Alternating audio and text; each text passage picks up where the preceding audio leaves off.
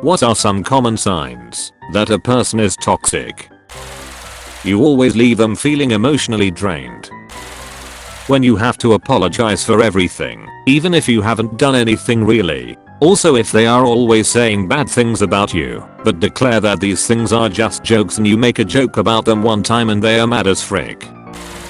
Always negative. Even when giving a compliment, it has to have a little negative on it. Example PLS. You finally did the vacuuming. Thanks. I like what you did with your hair. You look so much less like a slob now. Basically, you take the fact that they are good right now and make it be about how they weren't perfect at every moment of the past. Wow, your singing's not bad. I didn't expect you to be able to do that. Takes the fact that you have talent and makes it about how they looked at you and assumed you were an idiot. Or this universal one, which is just about my most hated phrase. Wow, you must have a lot of free time, shaming you for doing something creative and unique instead of being normal and mediocre. Can be summed up with the narcissist's prayer. That didn't happen. And if it did, it wasn't that bad. And if it was, that's not a big deal. And if it is, that's not my fault. And if it was, I didn't mean it. And if I did, you deserved it. Alternatively, that definitely happened. And it was terrible. And it was a huge deal. And it was your /his/her/their fault. And you/he/she/they definitely meant it as an attack on me/someone. And I definitely didn't deserve it. Ugh, this is my friend. For the most part, she's not excessively or dangerously toxic. But she complains about everything, and it's always worse than it is, and I'm afraid she's going to become toxic over time. Can't find parking at school on her birthday. Worst birthday ever. Realized she had to pay to play bingo at an Anin convention. $1 per card. Super disappointed. Never again went to Vegas for her birthday. And then proceeded to say no to everything the others wanted to do. Vegas sucked. She's already having trouble holding down a job. She quit the last job she had at a warehouse after a couple weeks because her feet hurt. Nothing is their fault. Absolutely. I had a really toxic friend once. At one point, he pushed me too hard on a certain subject and I ended up crying in front of him and 2 other friends in a public place. He then told me at that moment he felt sorry for himself. I still don't get how that works. All the bad things in the world happens to them, but it's never their fault. Reminds me of this girl I used to be friends with. She had issues with a ridiculous number of people, but was always the victim in her own mind. And then, eventually, I became another one of the people that victimized her. Funny thing is, years later, I met some of the people that were supposedly awful to her, and they're really nice. Yep, when someone constantly talks bad about pretty much everyone they've ever known, it's only a matter of time before they'll talk like that about you too. But it can be very hard to see when they make you feel like you're the best thing that has ever happened to them. Self-absorption, inflated sense of self-importance, selfish, greedy, a master manipulator, lies about everything, etc. My mom was like this, so I know this shit firsthand. I'm doing a giveaway of 4 $25 Amazon gift cards when I reach 1500 subscribers. Like and subscribe to participate. When they are only happy when they can make the people around them miserable. Also, when they ask you a question, knowing the answer they want to hear, I give them an honest answer and they flip out.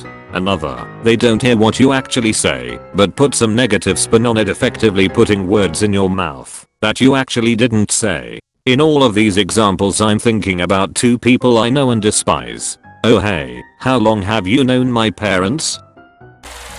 Compulsive lying, refusing to take no for an answer, excessive dependency, disregard for what's important to others in favor of what's important to them. OMG. My 3-year-old niece is toxic.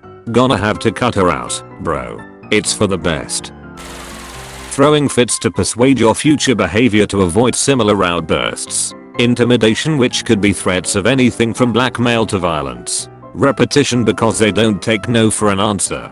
Guilt tripping, you love me, or you're my friend, so you have to do this thing for me. Hell no, I don't. You don't know how love works. Insecurity, whether they put themselves down to make you feel empathy for them, or put you down to make you lose confidence and feel trapped in the relationship. An insecure target is a person who will not stand up for themselves and maintain strong boundaries. Accusations to put the victim on the defense and make them feel like they have to work off a debt to earn the manipulator's trust. Typically false accusations. If someone legitimately wrongs you, you don't owe them automatic trust because of the time you both have in the relationship. Jealousy/possessiveness. The manipulator is so jealous that they try to control the target in an unhealthy way. This one is tricky because not all boundaries are valid. Toxic people use boundaries as a means of control and then play the victim role when their boundaries are crossed or not respected. You/super time.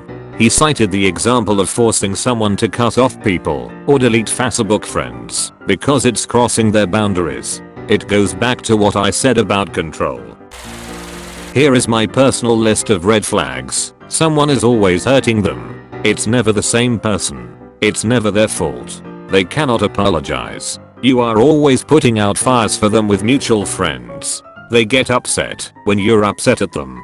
They act like that is worse than what they did in the first place. They lie about everything.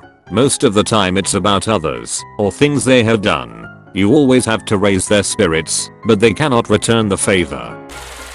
If you need to talk about something upsetting to you, and the person makes it all about himself, not even trying to look like he cares, I always feel self-conscious if I bring up something that happened in the past that's similar or something involving me, even though I usually do it as a I had/have this similar issue and here's what seemed to help/what ended up happening. Because I'm worried it will come across as taking about myself and not just making a short relative allusion to a similar event. I always bring it right back to them, but it still is a thing of not wanting to be mistaken in that moment. I think the best way to go about sharing your relevant experience is to say, oh yeah, I had a similar thing happen to me. It sucks or it's amazing in the case of a good thing. Don't get into details of what happened to you and how you handled it unless and until they ask. They use their friends as a butt of their jokes to impress people.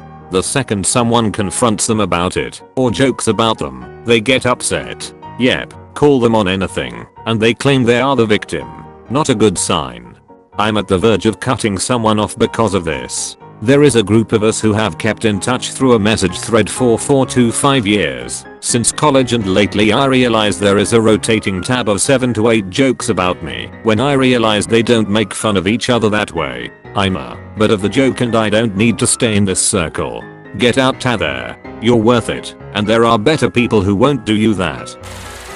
An old friend of mine, like 30 years, he knows my parents are somewhat hoarders. So he would, for a period, shoot me an email like, let me help your parents sell stuff. Then before I could even reply and explain it was their decision, not mine, he'd show up, go through their stuff seeking out the most valuable item, then propose to sell it for 5% of value, and he gets 50% of the take, so he gets 2.5% of the value, and we lose 97.5% of the value. And not only me, some other mutual friends have reported the same behavior.